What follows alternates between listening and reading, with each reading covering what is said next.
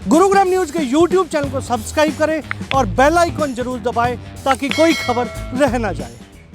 नमस्कार, मैं हूं मन्नू मेहता और स्वागत है आपका गुरुग्राम न्यूज में, जहां दिखाई जाती हैं खबरें आपके शहर की। देश भर में आम आदमी तक उनके मकान का सपना उनका साकार करने के लिए एक योजना लाई गई थी, अफोर्डेबल हाउसिंग स्कीम, और इस पर जोर शोर से कार्य भी हुए।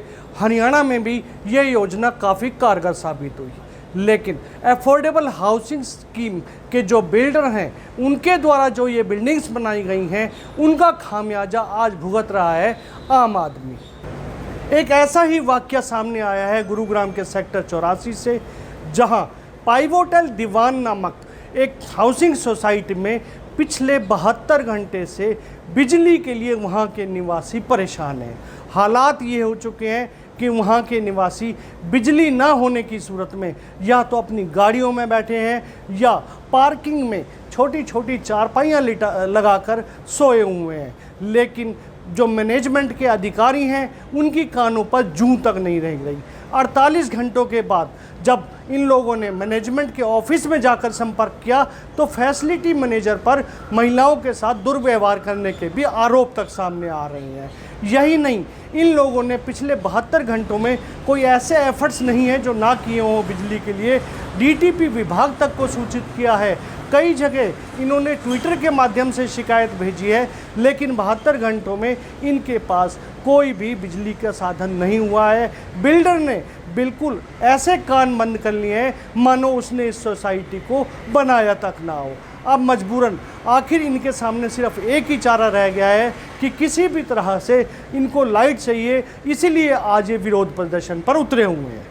यहाँ पे हमें 3 दिन से बिजली का बहुत बुरा हाल है, जो हमें बहुत परेशान हो रहे हैं, जिससे हमारे छोटे छोटे बच्चे हैं जिनको लेके हम रोडों पे घूम रहे हैं। मेंटेनेंस में ऑफिस में जाते हैं तो कोई सुनवाई नहीं होती है, कोई सुनने के लिए नहीं है।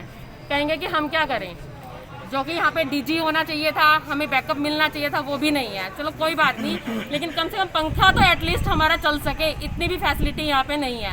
रात को बच्चे तड़पते हुए इतनी गर्मी में, ये सोचो कि भगवान ना करे अभी सोसाइटी सेफ है हमारी, कोरोना कोई केस नहीं। अगर किसी को कोरोना केस हो और वो इतनी गर्मी में किस तरह तड़पेगा, इस चीज़ की कोई सुनवाई नहीं है। गवर्नमेंट को भी पता है कि इस टाइम कितना बुरा हाल चल रहा है बीमारी से। इन केस भगवान ना करे गर्मी की वजह से किसको कुछ हो गया, क्या सोसाइटी में जो हमारे ऑनर है, वो ये जो हमारे बिल्डर है, क्या वो जिम्मेवार लेते हैं इस चीज़ की? सर, यहाँ बिजली नहीं है, 3 दिन से बिजली नहीं है और इतनी दिक्कत आ रही है कि इन्वर्टर भी काम नहीं कर रहा। पहले तो ये सोच रहे थे चलो इन्वर्टर पे काम करेगा, एटलीस्ट फैन तो चल रहा था, फैन भी नहीं, इतना 24 घंटे लाइट नहीं दे रहा। अब इसमें इन्वर्टर भी कहाँ तक काम करेगा? बच्चे हैं, छोटे छोटे बच्चे हैं, वो बेड पे लेटे हैं, उनको एटलीस्ट फैन तो चाहिए। एक बुढ़ा है, उसको फैन तो चाहिए, वो कहाँ जाएगा? बालकनी तक वो नहीं निकल सकता, वो कहाँ जाएगा? बालकनी में जाने के लिए भी तो पैर होने चाहिए। बच्चा छोटा, वो बेड पे लेटा है। बुढ़ा इतना है कि वो चल नहीं पा रहा, वो बेड पे लेटा है, उसको फैन तक नहीं है।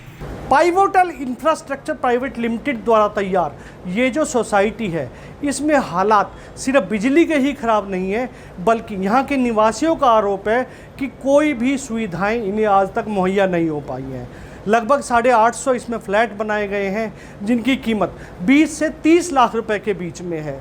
उनमें से 350 परिवार यहाँ आकर शिफ्ट भी हो चुके हैं, लेकिन वो परिवार आज एक नरक की ज़िंदगी जीने को मजबूर हैं, क्योंकि उनके सामने मूलभूत सुविधाओं का रोना सबसे बड़ा सामने आ रहा है। मगर 1 साल से जितना यहाँ पे हमने प्रॉब्लम फेस करी है, उतनी किसी भी सोसाइटी के अंदर आज तक फेस नहीं करी है। हमने जो सोसाइटी में फ्लैट लिया था, ये समझ के लिया था कि हमारे मोदी साहब ने अफोर्डेबल कह के और ये दिया है और बहुत अच्छी सुविधाएं मिलेगी इसके अंदर। वही इसमें सुविधा के नाम पे पानी तक भी नहीं है। बिजली तो बहुत बड़ी बात है, बिजली तो आए 3 दिन हो गए हमारे यहाँ पे, बच्चे बालकनी में सो रहे हैं। ना तो यहाँ पे नहाने के लिए पानी मिलता है, ना पानी पीने के लिए पानी मिलता है, ना बिजली की व्यवस्था है कैसी भी, ना साफ़ सफाई है यहाँ पे। जो भी बुजुर्ग हैं यहाँ पे, उनको बैठने के लिए सुविधा नहीं है, बच्चों के लिए खेलने के लिए पार्क नहीं है। ये सोसाइटी पता नहीं क्यों बनाई गई है। ये हमारे गुप्ता जी हैं जो इसके ओनर हैं सोसाइटी के, उनको खूब बुलाते हैं, वो कभी नहीं आते हैं यहाँ पे। और जो ये मेंटेनेंस टीम जो उन्होंने यहाँ पे बिठाई हुई है, वो हमारी सुनते नहीं है। उनसे जैसे ही शिकायत करते हैं कि भाई हमारे को ये दिक्कत है, वो ना उससे सुनने से बढ़िया वो यूँ कहते हैं दरवाजे से बाहर चले जाओ कि हमने फ्लैट आपको दान में दिए हुए हैं, आप यहाँ पे हमसे बात मत करो। हम ये सुन के इतने परेशान हो चुके हैं कि अब हम यहाँ सोसाइटी को छोड़ के जाने के चक्कर में हैं। या तो इसका सोसाइटी का 1 या 2 दिन में सॉल्यूशन हो जाएगा, नहीं तो यहाँ इस सोसाइटी में से कम 300 फैमिली रह रही है आज के टाइम में। 150 से 200 फैमिली यहाँ से चली जाएगी और ये यहाँ पे सिर्फ कबूतर ही कबूतर बोलेंगे, क्योंकि कबूतर ही रह सकते हैं यहाँ पे, इंसान तो कोई रह नहीं सकते। मैं यहाँ पिछले 1 साल से दीवान पे होटल सेक्टर 84 का निवासी हूँ। तो यहाँ पे स्टार्टिंग से ही हमारी समस्याएं तो काफ़ी थी, लेकिन पिछले 3 दिन से जो हो रहा है वो ऐसे नहीं है। यहाँ पे हमने अपनी गाड़ी कमाई लगाई है, उसके नाम पे हमें कोई सुविधा नहीं दी जा रही। पिछले 3 दिन से यहाँ लाइट नहीं है। हम अपने छोटे छोटे बच्चों को 2-2, 3-3 घंटे तक गाड़ियों में ले के घूम रहे हैं और इनको समस्या सुनाने के लिए नीचे आते हैं फैसिलिटी मैनेजमेंट, वो गालियाँ देते हैं, उल्टा बोलते हैं और हमारी समस्या सुनने के लिए कोई भी यहाँ राज़ी नहीं है। जो बिल्डर है वो फ़ोन नहीं उठाता है और वो फैसिलिटी मैनेजमेंट वाला अभी भी यहाँ से भाग गया है ऑफिस को छोड़ के। तो हमें ये नहीं समझ में आ रहा है कि हम अपनी समस्या को कैसे ठीक करवाएं। पानी के नाम पे यहाँ कुछ नहीं है, बच्चे खेल नहीं सकते हैं।